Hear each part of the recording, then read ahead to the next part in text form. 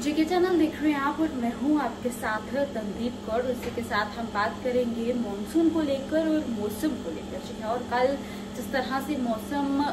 सुहाना जो है वो नजर आया, काफी जगहों की अगर बात करें तो जम्मू में खासकर एसी जहां पर काफी जल्दी ही लग जाता था शाम के समय, लेकिन वो कुछ घरों में जो है वो बंद ही नजर आया क्योंकि कहीं ना कहीं इस तरह का मौसम बन चुका था कि अभी एसी की इस तरह से जरूरत नहीं है जो कि इतने दिनों से पड़ती हुई नजर आ रही थी। इस बीच में रात जहां पर सुहानी निकली, लेकिन वहीं पर सुबह होते जम्मू की अगर खास करके बात करें तो गर्मी जो है वो फिर से काफी ज्यादा नजर आई। इस बीच में अगर मानसून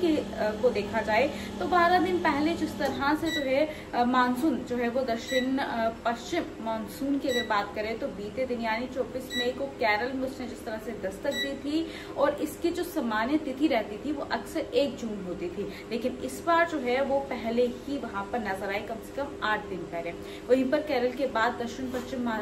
मानसून जो है वो महाराष्ट्र पहुंच गया है और इसके चलते जो है अगले 3 दिनों में मुंबई और कुछ अन्य हिस्सों में पहुंचने की उम्मीदें जो है वो भी बताई जा रही है कि आमतौर पर जो है 7 जून के आसपास जो है वो महाराष्ट्र पहुंचता है और 11 जून के आसपास जो है वो मुंबई पहुंचता है। लेकिन इस साल की बात करें तो इस साल मानसून जो है वो लगभग 16 से 12 दिन पहले ही दस्तक दे चुका है। इसी के साथ साथ अगर हम पिछले सालों को लेकर बात करें तो पिछले वर्षों की पूरी जानकारी जिस तरह से यहाँ पर बताई गई है, जिसमें ये बताया गया है कि पिछले साल 30 मई को दक्षिण राज्य में मानसून ने जो है वो दस्तक दी थी। 2023 में मानसून ने 8 जून को, 2022 में 29 मई को, 2021 में 3 जून को और 2020 में 1 जून को, 2019 में 8 जून को और उसी के साथ 2018 में 29 मई को जो है वो केरल पहुंचा था। लेकिन वहीं पर 2025 की बात करें तो इस बार जो है वो मानसून बहुत जल्दी ही पहुंच गया है। इसी के साथ साथ ये भी बताया गया है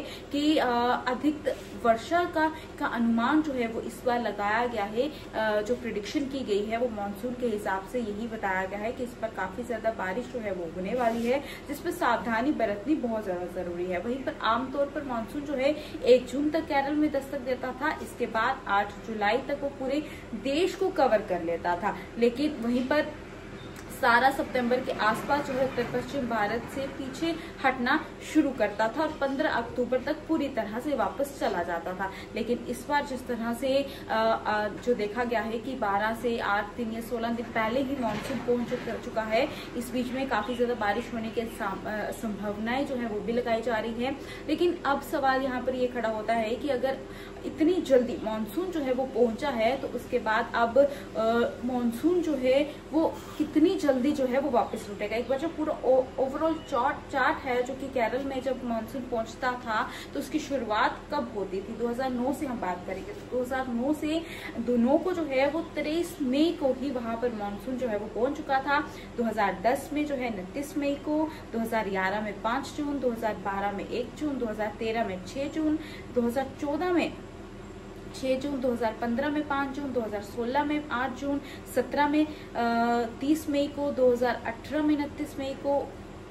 2019 में 8 जून को, 2020 में 1 जून, 2021 में 3 जून, 2022 में जो है वो 29 जून और इसी के साथ साथ 2023 में जो है वो हमें जिस तरह से देखने को मिला कि मानसून वहां 2023 में भी काफी जल्दी जो है वो दस्तक दे चुका, जिसके चलते लोग जो है ये भी सोच रहे थे कि इस साल जो है वो मानसून जो है वो लेट पहुंचेगा। लेकिन वहीं पर 2023 में 8 जून को मानसून ने दस्तक दी थी, उसी के साथ 2024 में 30 मई को, 2025 की बात करें तो 24 मई को मानसून जो है उसने दस्तक दे दी।